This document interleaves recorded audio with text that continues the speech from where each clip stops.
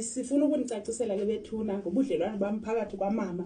Into enze ngayo ke kuba ndicacise ba umama Zala uyahlonitshwa. Umama Zala uyahlonitshwa ngoba kaloku umama ngumama wandizalela indoda. Njengoba wandizalela indoda, umama Zala funeka umphathe njengeqanda.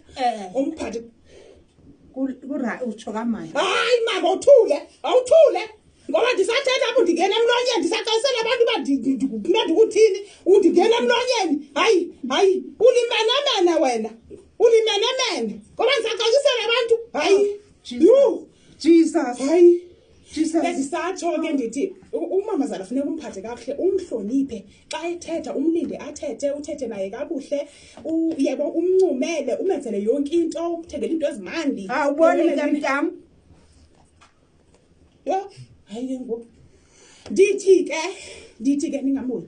Ndithi ke umama Zala uphathwa kakuhle. Ngoba ke wandizalela indoda. Ngicela ukunjonga.